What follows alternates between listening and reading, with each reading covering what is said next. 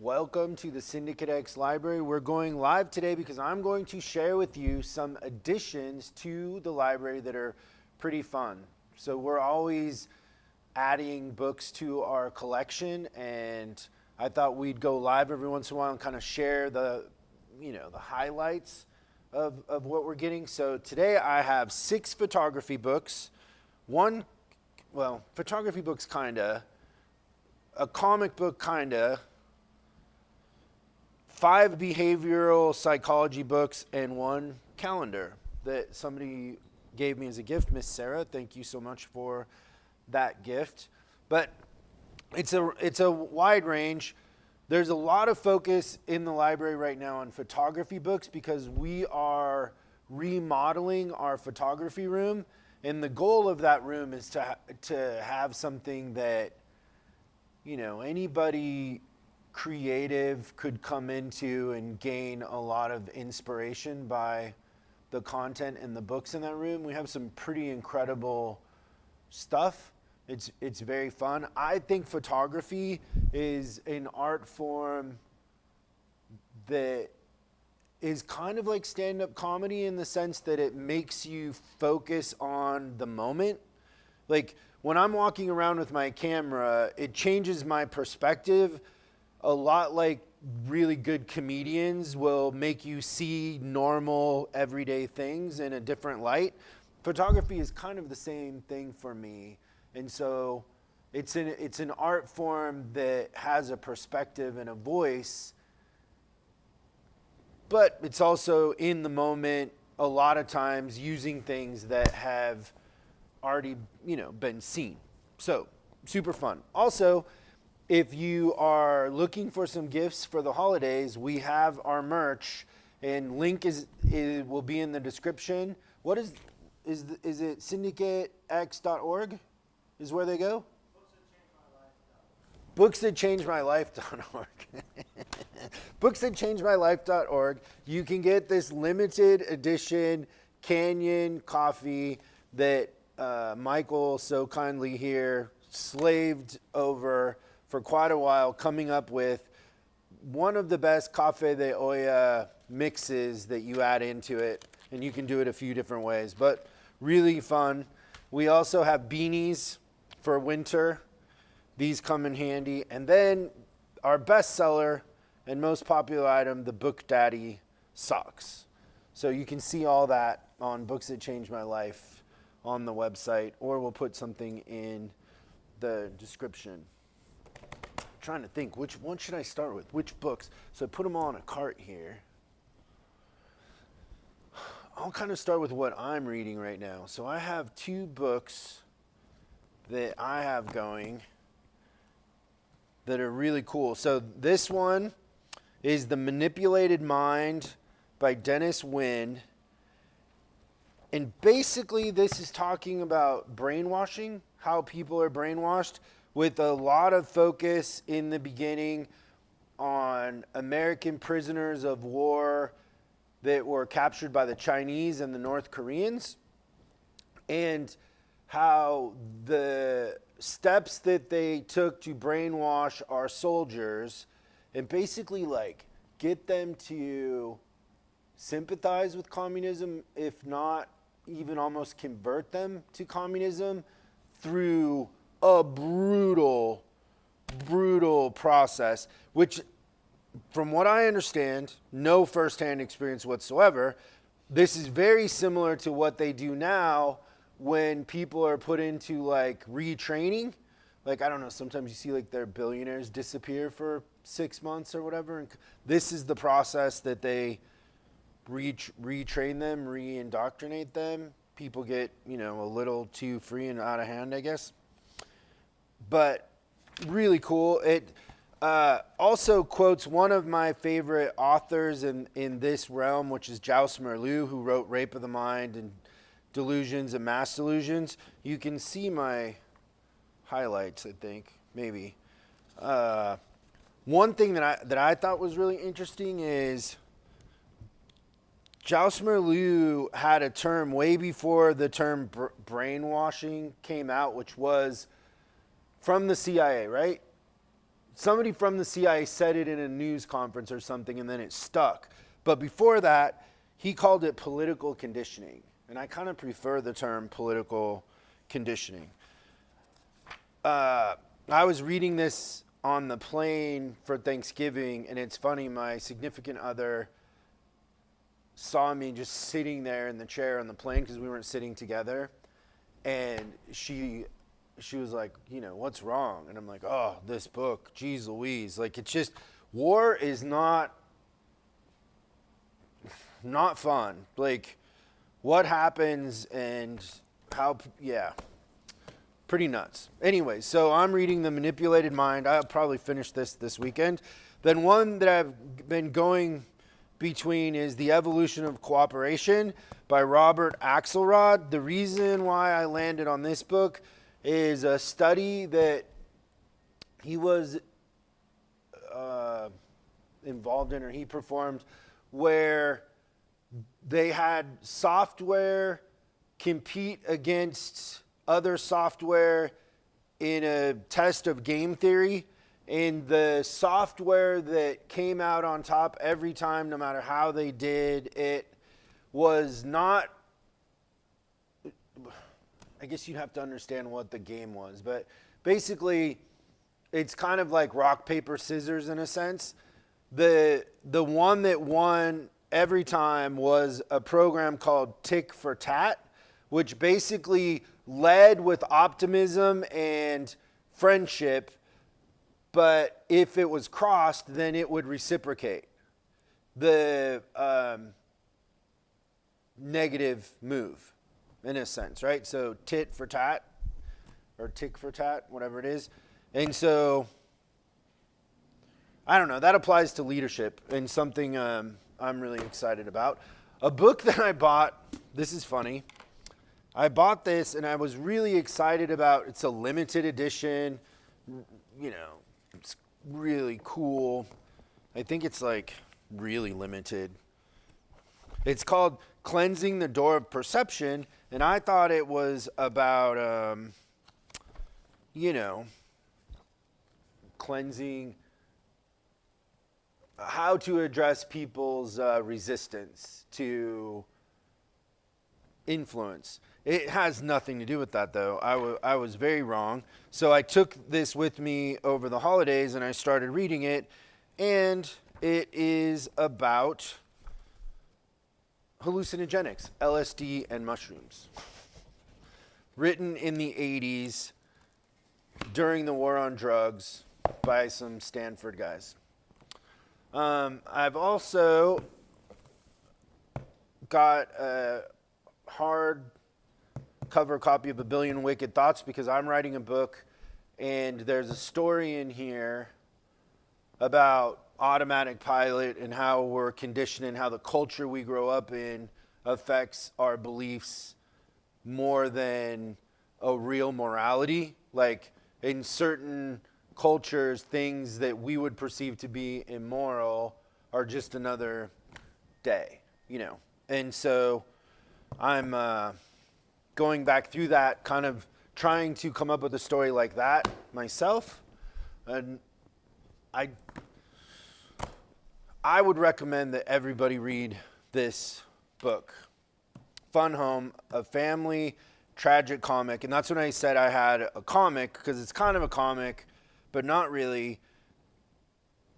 This is a special edition of it, which is why I got it. But this is one that I've given quite a few copies away to friends that write books or write stories. It doesn't matter if you agree with Allison on her politics. This is an incredible piece of art. It's very vulnerable. The story that she tells, it's very real. And how she uses a comic book to, you know what I would say is this maybe is a sad sitcom inside of a comic book. Like how she's using that form of communication, comics, to tell a real life story is very interesting. And the way that it is done, the execution of it is something very, very special. and you will not be able to put it down once you get started, and then it will come to the end and you'll be like, wow, like, oof. Or at least that's how I felt. Have you read it? No, but the stage play won a Tony Award. Yeah, I don't even know how you'd make this into a play, but I'm sure somebody could do it. But the book is incredible. It's a really special piece. Then we actually made a video on this that we've never put out, on Chase Hughes's Behavior Ops Manual. This thing cost, I think it cost $1,000, and worth every penny of $1,000. The point I was trying to make with the video that we never put out was that most people wouldn't spend $1,000 on a book because they perceive a book to be worth, $30, $50, at the most $100. But there are certain books that have information in them that is worth millions of dollars and transcends the genre of just a book. This would be one of those books. Like, the information in this book is worth way more than $1,000. And, Chase Hughes is an incredible human being, but maybe one of the best teachers out there of, human behavior. And, he's taught for all kinds of police departments and special ops. It's great stuff. So this is $1,000. I did not know, and I found this on Amazon when I was looking for his new book that just came out. I'm pretty sure this is the same thing. And this dude was like $168, I think. So $170. Let me compare the table of contents really quick. Yeah. Looks pretty similar. What? Really? So,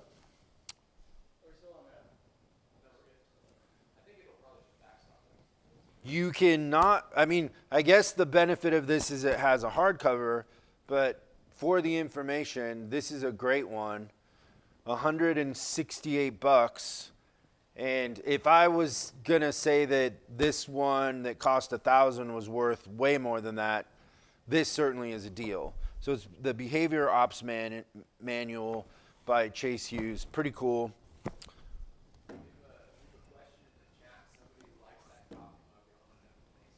Michael, who makes this coffee mug? Peter Shire. And we have these mugs on booksthatchangemylife.com.org. Ones that Michael and I went to his studio and personally picked out that we thought were pretty incredible. They're all one of a kind. So when you're on the website, if you buy that mug, it's gone. That's it. But he literally makes these here in LA. He's an artist and incredible. And I don't know, the way that this thing feels in your hand, it feels so substantial and like maybe perfect. Perfect coffee mug. His stuff is great. Okay, Sarah sent me this. It's signed by Todd Hito. If you're not familiar with Todd Hito, he is a photographer that I collect and am a big fan of his. And I guess every year he makes a calendar. Sarah must be on some special list because I wouldn't know how to get this, but she sent me this. And I have not looked at it yet. So you are experiencing this with me as we go. Oh, wow.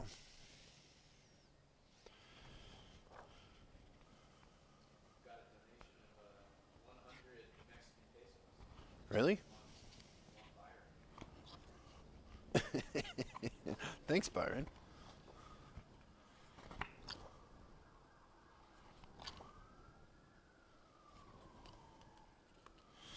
Pretty great. So Yeah, Todd Hito. Now we will go to the photography stuff. This little book here, I got this at the Leica store. It's Gloryland. The photographer is Robert LeBlanc. He's here from LA, and this is made in the style of a Bible, which I like. I love anything with religious overtones, and so the design of this is just incredible. But so he photographed for 2 years Snake Handler Church in Virginia, which, yeah, if you don't know what that is, I kind of understand it. But this thing is so fun. It's just incredible, and the pictures are nuts. I love too how he uses text over pictures and kind of like he's communicating the story with collage, text, photography in a really, really fun way. If you had anybody in your life that loved this sort of kind of darker stuff with the religious overtones, this would be a great Christmas gift for somebody, I think. Yeah, just look at that snake, the Bible.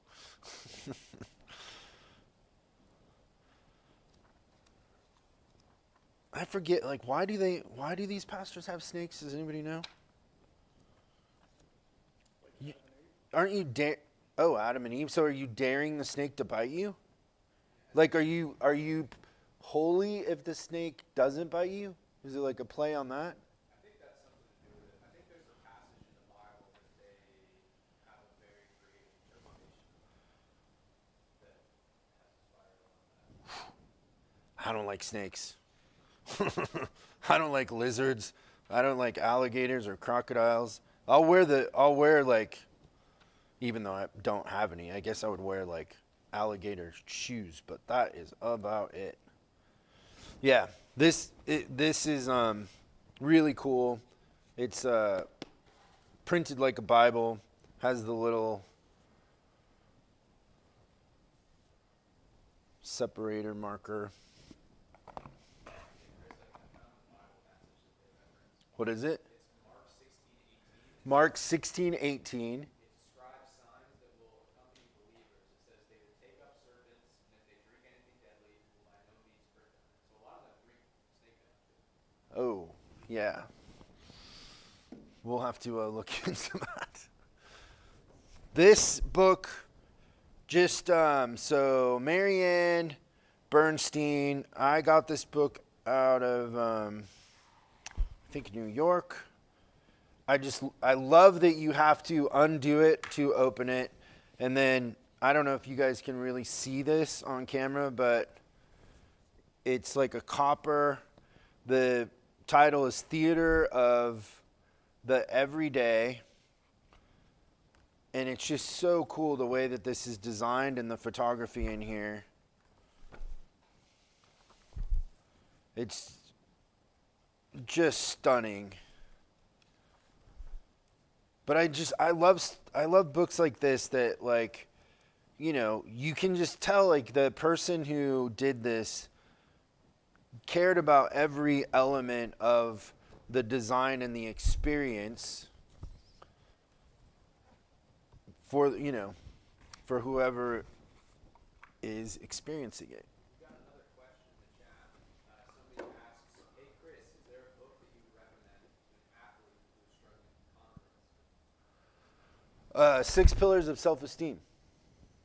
Josh, can you, actually, if you, we just made a video yesterday that isn't up yet about the 6 books that I give away the most, and this is one of them, 6 Pillars of Self-Esteem by Nathaniel Braden. If you email, or somehow, I don't know, get in touch with us on Instagram or something, I will send you this book on me. Okay, for Thanksgiving, I went to Portland, Oregon. What happens in Portland, Oregon, anybody who loves books? Powell's City of Books. Oh, Our librarian is here. Hey, come here. Come here. You want to say hi to people? This is Apple. She works for Cheese. The cheapest employee here. Yeah. Say hi to everybody, Apple. She's so sweet. Oh. Thank you. Okay. So, in Portland, Powell's City of Books, I found some books. And this is one of them.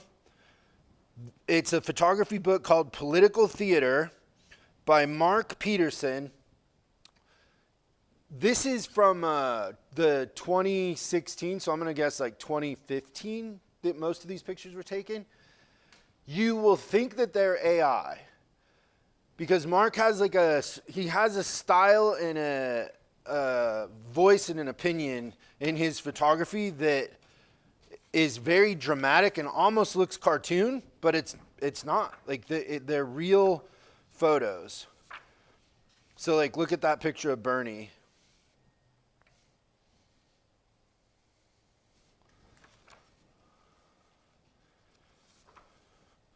Look at that Ted Cruz.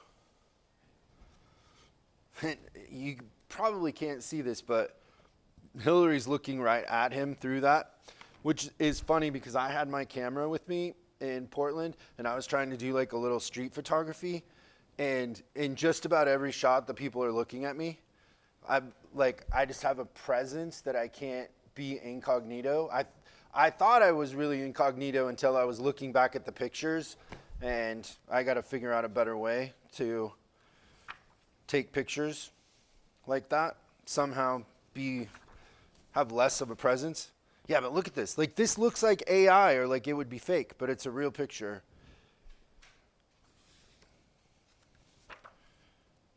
It's so cool.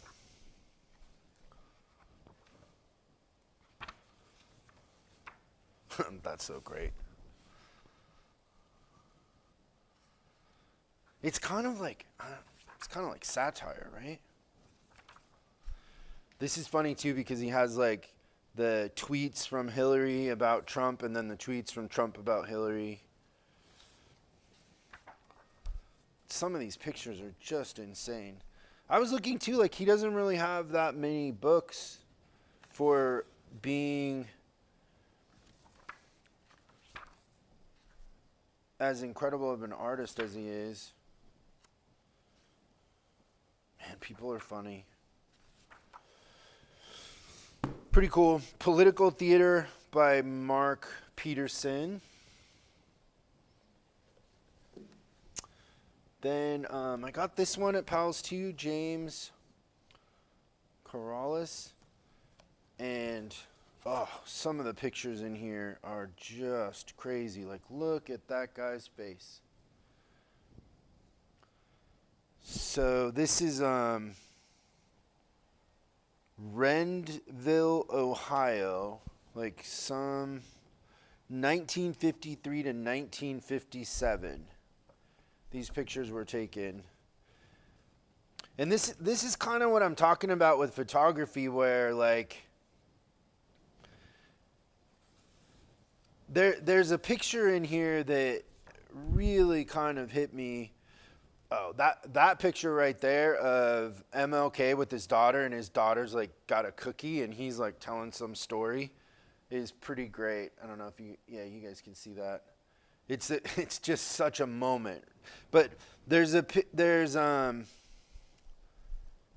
picture in here during the march. So this is Selma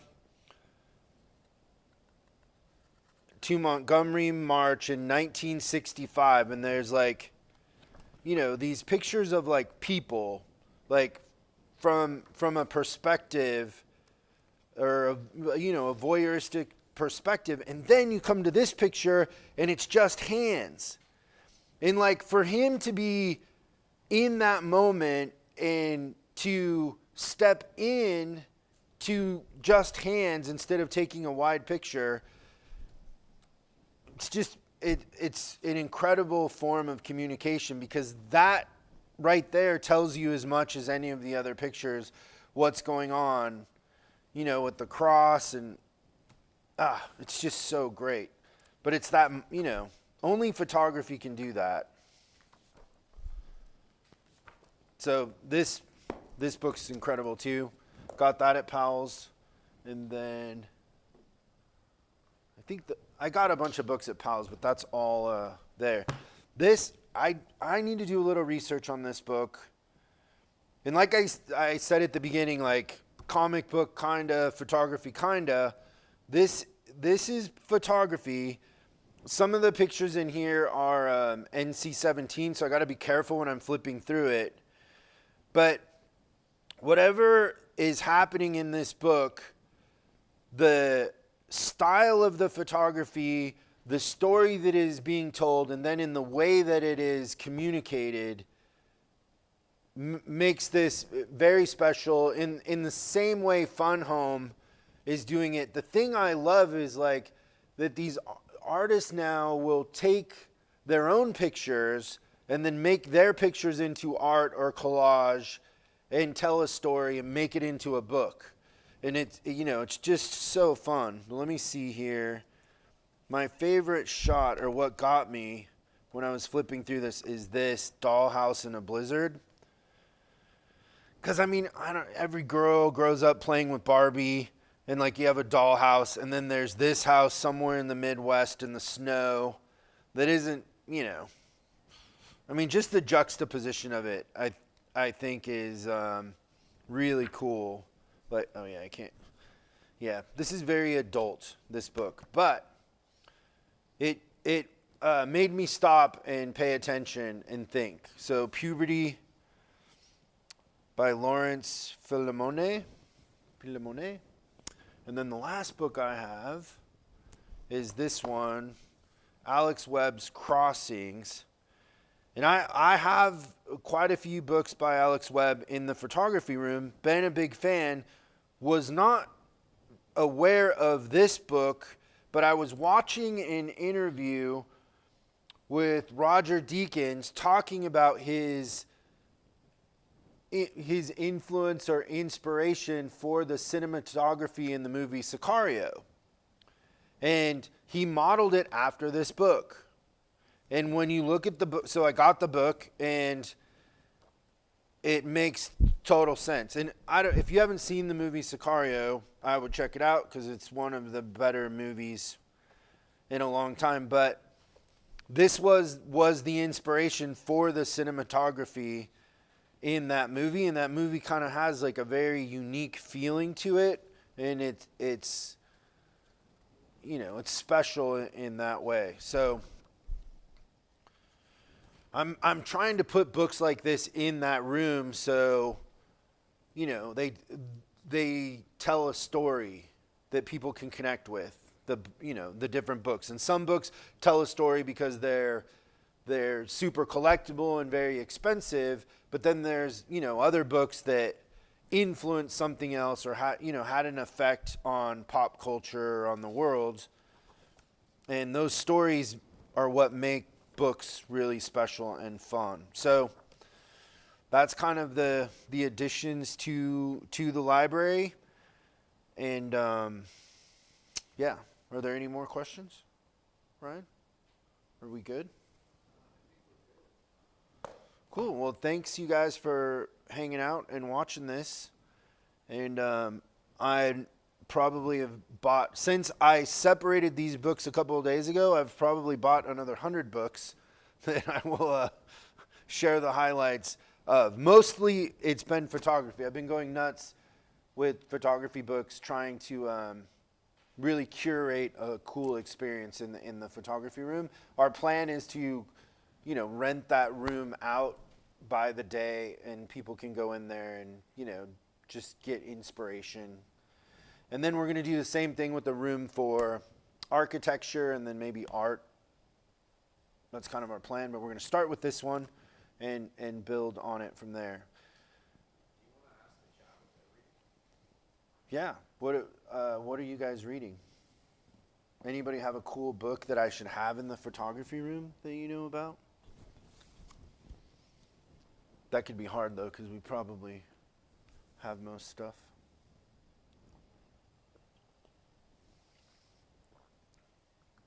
So we do have a question here. You'll want to restate this because they can't hear me apparently on mic. Joey asks, how many books a month do you read? Oh, how many books a month do I read? I don't know. So it depends on what I'm doing, because if I'm writing a book, I don't read too many books.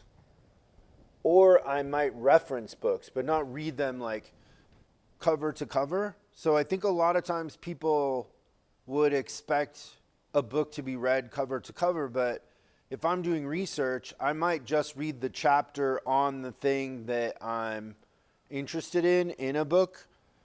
Like, for example, the evolution of cooperation. I'm just reading a couple chapters of this, but it's so good it, sucked me in to kind of want to read the whole thing. But I would say, I guess cover to cover, maybe 2 or 3 a month. And I should clarify, sometimes it's audible. Sometimes I'm listening. But I always get the hard copy. I never buy soft. In fact, I'm bummed when the only option is a soft cover, because I don't like it. I don't make any of my books in soft cover. I think that books should be a hard cover. And if you're collecting books, you just want something that's gonna last. And it just it just feels more important when it has a hardcover. But I would say probably 3 a month is my number. We've got Christian in the chat says he just finished a book called How to Test Negative for Stupid. How to test negative for stupid? That's right. That's funny. And then we have a recommendation for Freight Train Graffiti by Roger Gassman. That's a great photography book. Do we have that one? I don't know. Let's look it up. Freight Train Graffiti?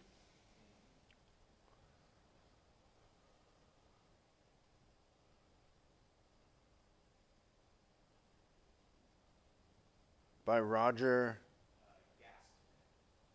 No. We'll get it though. Thank you for the recommendation. You know what's so great?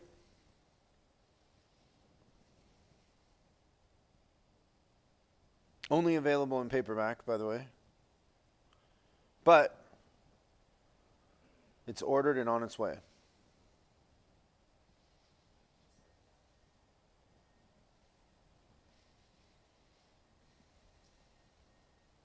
We have another question in the chat. Kosh asks, where do you get books like these? So bookstores. Oh, where do I get books like these? Sorry, I need to repeat the question. So bookstores, online, bookstores, eBay, and then we buy estate sales sometimes. So we might buy 1,000 books. I think the biggest estate we bought was 6,000 books, Josh? Yeah.